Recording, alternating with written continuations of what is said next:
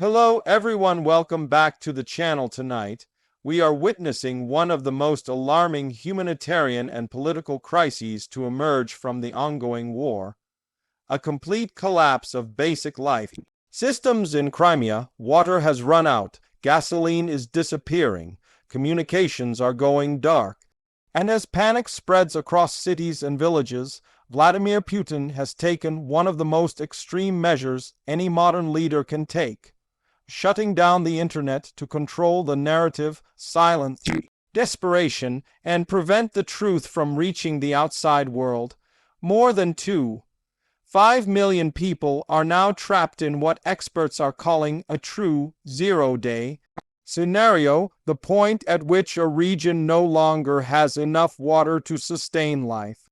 Crimea, once portrayed by the Kremlin as a strategic jewel and a symbol of Russian strength, is now collapsing under the weight of war, sanctions, sabotage, and years of mismanagement. For ordinary families, this is not about geopolitics or military strategy.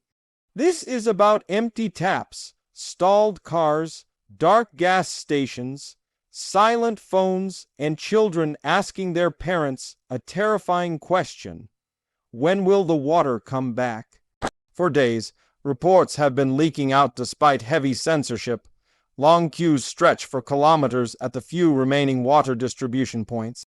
People stand for hours under the sun or cold wind, clutching plastic containers, hoping that trucks will arrive before supplies run out. In many areas, they never do. Hospitals are operating under emergency conditions, rationing water for surgeries and dialysis. Schools have closed, factories have stopped, agriculture, already devastated, has ground to a halt. The term zero-day is not dramatic exaggeration. It is a technical and humanitarian threshold. It means reservoirs are dry, pipelines are compromised, backup systems are failing, there is no buffer left. When a region hits zero-day, every additional hour without water pushes it closer to irreversible collapse. In Crimea, that moment has arrived. To understand how this happened, we need to look back. Crimea has always been water-stressed, but before 2014, it relied heavily on the North Crimean Canal, which supplied fresh water from mainland Ukraine. After Russia's annexation of Crimea, Ukraine shut down the canal, a move Moscow dismissed as temporary and insignificant. Russian officials promised massive infrastructure projects, desalination plants, reservoirs, and pipelines. Billions were allocated.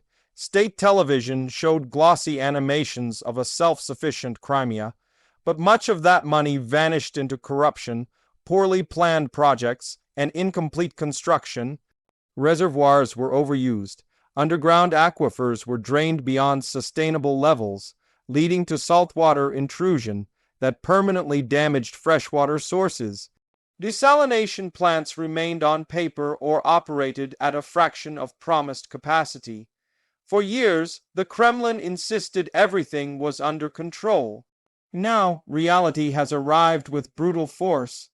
The war in Ukraine has pushed the system over the edge. Ukrainian strikes on infrastructure, railways, fuel depots, and logistics hubs have made it increasingly difficult for Russia to supply Crimea. Fuel shortages have crippled water pumping stations that rely on diesel generators. Repair crews cannot access damaged pipelines due to security risks. Sanctions have made replacement parts scarce or impossible to obtain.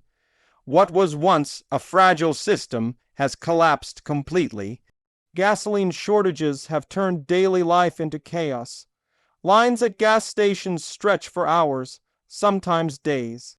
Many stations are simply closed, their pumps covered with plastic and handwritten signs reading "No fuel." Without gasoline, water trucks cannot move. Ambulances are forced to ration trips. Public transport has slowed to a crawl or stopped entirely. Farmers cannot run machinery. Fishermen cannot take boats out to sea. An entire regional economy is freezing in place. And then came the blackout, not of electricity, but of information. As videos of empty reservoirs, desperate crowds, and angry protests began circulating online, the Kremlin acted fast. Internet access across large parts of Crimea was restricted or shut down entirely. Mobile data slowed to near zero. Messaging apps stopped working.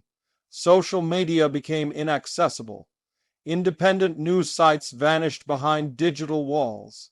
Officially, authorities claimed the shutdown was for security reasons and to protect critical infrastructure from cyber threats.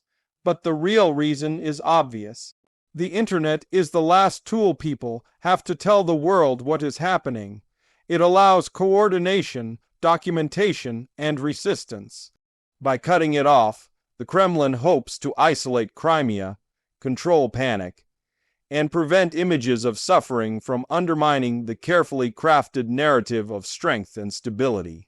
For people on the ground, the shutdown feels like being buried alive. Families cannot contact relatives outside the region. Parents cannot check on children. Doctors cannot consult specialists. Businesses cannot operate. Even emergency alerts and instructions become unreliable. In a crisis where information can save lives, silence becomes another weapon. Eyewitnesses who manage to get messages out before the blackout describe scenes of mounting fear and anger. In some towns, residents attempted to organize peaceful protests, demanding water deliveries and transparency. Police and security forces moved quickly to disperse them. In other areas, people began blocking roads, hoping to stop military convoys and demand supplies. These incidents rarely make it into official reports. State media, meanwhile, continues to broadcast a surreal alternative reality. News anchors speak of temporary difficulties, isolated incidents, and enemy disinformation. They show images of officials handing out bottled water to carefully selected groups, smiling for the cameras. What they do not show are the empty shelves, the dry taps, the exhausted faces, and the quiet desperation that grows with every passing day. For Vladimir Putin, Crimea is more than a territory. It is a symbol. Losing control of Crimea politically, militarily, or psychologically would be a devastating blow. That is why the response has been so severe. Internet shutdowns, censorship, arrests, and propaganda are not signs of confidence. They are signs of fear. International experts warn that the situation could deteriorate rapidly. Water shortages lead to sanitation breakdowns. Without enough water, sewage systems fail, increasing the risk of disease outbreaks. Hospitals already strained by lack of supplies could be overwhelmed. Children, the elderly, and those with chronic illnesses are especially vulnerable. In extreme cases, large-scale evacuation becomes the only option, but evacuation requires fuel, coordination, and communication, all of which are currently compromised. The irony is painful. Crimea was promised prosperity, security, and development under Russian control. Instead, it now faces shortages more severe than at any time in recent history. For many residents, loyalty to Moscow is being tested not by ideology, but by survival. When the water runs out, slogans lose their power. Behind closed doors, analysts believe the Kremlin is scrambling. Restoring water flow from Ukraine would require negotiations that Moscow is politically unwilling to make. Building new infrastructure would take years, not weeks. Supplying water and fuel by ship or bridge is costly, vulnerable to attack, and insufficient for millions of people. Every option carries enormous risks.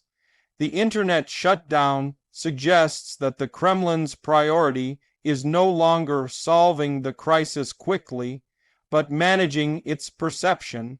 If the world does not see the suffering, if Russians outside Crimea do not hear about it, if protests cannot organize, then perhaps the pressure can be contained. But history shows that information blackouts rarely succeed for long. Desperation finds ways to speak. Even within Russia, cracks are forming. Families with relatives in Crimea are demanding answers. Independent journalists and activists are raising alarms. Economists warn that maintaining Crimea under these conditions is becoming unsustainably expensive. Military resources diverted to civilian crisis management weaken Russia's position elsewhere. For Ukraine, the situation is complex. While Kiev maintains that responsibility for Crimea lies entirely with Russia as the occupying power, there is growing international concern about the humanitarian consequences. Aid organizations face enormous obstacles due to security risks and lack of access. Without reliable information from inside Crimea, planning any response becomes nearly impossible. This crisis is a stark reminder that modern wars are not only fought with missiles and tanks, but with infrastructure, resources, and information. Water is power, fuel is power, connectivity is power. When all three are taken away, populations are left helpless.